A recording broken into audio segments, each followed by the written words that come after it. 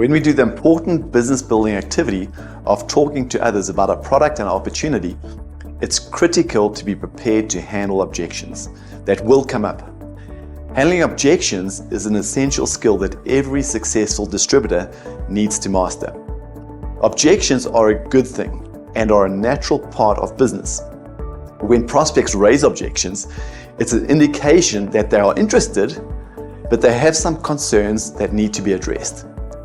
Here are some strategies that will empower you to handle objections effectively. Number 1, listen carefully. When a customer raises an objection, listen carefully to what they are saying. Don't interrupt or try to defend your product or your opportunity.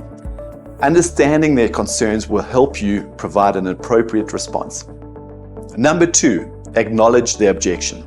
Show empathy and acknowledge their objection. This demonstrates that you're taking their concerns seriously and shows that you care about their needs. Number 3, ask probing questions to get a better understanding of their objection. This helps you to get more information about their concerns and will allow you to address them more effectively. Number 4, use stories to address their concerns. Once you understand their objection, address their concerns. Your story or the story of others is one of the best ways to provide proof that the product and the opportunity works. No one can argue with your story. Share stories of how your product or your opportunity has helped you or other distributors or customers overcome similar objections. Number 5, benefits. In your story, be sure to highlight the benefits that are relevant to their need. Number 6, close the sale. Once you've addressed the objections, be sure to use a closing technique that will help your prospect make a decision. A great framework to implement when using the 6 points we have just discussed is the feel, felt, and found method.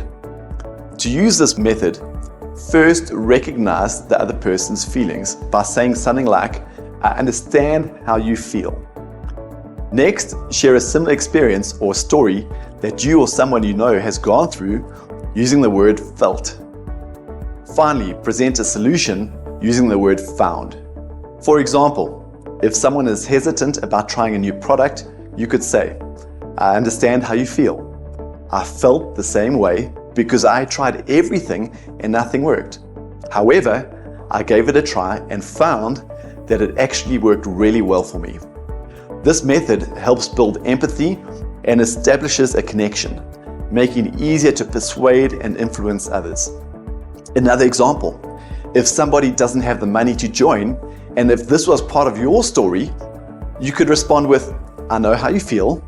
I felt the same way because I also didn't have the money to join. In fact, I had to sell some household items to get started, but they taught me what to do and I found that it's a perfect solution for someone who wants to turn their life around." At the end of the day, don't stress. None of us have the answers to everything.